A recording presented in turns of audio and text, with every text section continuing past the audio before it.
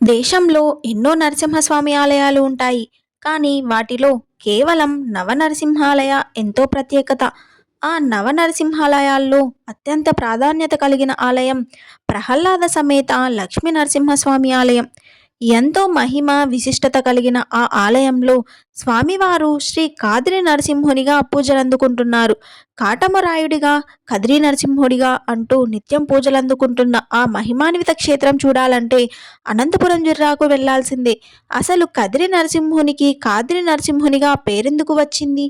తిరుమల శ్రీ వెంకటేశ్వర స్వామి తరువాత అంత ప్రాముఖ్యత కలిగిన ఆ క్షేత్రం గురించి ఈరోజు తెలుసుకుందాం.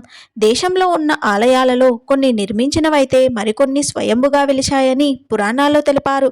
అయితే ఇలా స్వయంభుగా వెలిసిన ఆలయాల్లో కొన్ని ప్రత్యేకంగా చరిత్రలో నిలిచిపోతాయి. అవి నేటికీ పూజలందుకుంటూ మహిమాన్విత క్షేత్రాలుగా వెలుగొందుతున్నాయి.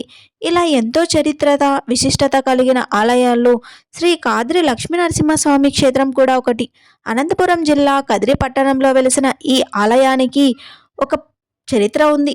శ్రీ లక్ష్మీ నరసింహస్వామి హిరణ్యకశిపుడిని వధించిన తర్వాత ఆగ్రహంతో స్వామివారు అలానే సంచరించడం చూసిన దేవాది దేవతలు ప్రహ్లాదునికి ఇలా అన్నారు: స్వామివారిని శాంతపరచడం నీ వల్లే అవుతుందని చెప్పారు.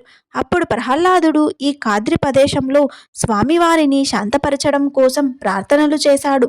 అందుకు నిదర్శనంగా ఇక్కడ స్వామివారి ప్రహ్లాదుని సమేతంగా ఉంటారు.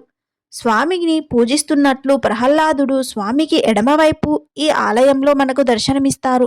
శ్రీ లక్ష్మీ నరసింహస్వామి విగ్రహం మరియు స్వామిని పూజిస్తున్నట్టు ఉన్న ప్రహ్లాదుని విగ్రహం కాద్రి వృక్షం కింద కొలువై ఉంటాయి. 10వ శతాబ్దంలో పట్నం పాలగాడు అయిన రంగనాయకుల స్వామివారి ఆదేశం మేరకు ఇక్కడ ఆలయం నిర్మించినట్లు చరిత్ర చెబుతోంది. ఇక్కడ స్వామివారి రూపంతో పాటు ఎవరికీ తెలియని ఒక దైవ రహస్యం కూడా ఉంది.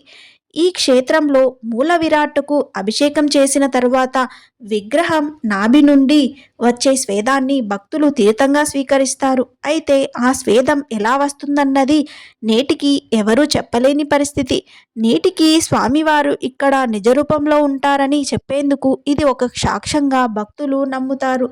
అసలు కదిరి నరసింహస్వామికి కాటమరాయునిగా ఎందుకు పిలుస్తారు? అలాగే శ్రీ కాద్రి నరసింహునిగా ఎందుకు పిలుస్తారో తెలుసుకుందాం.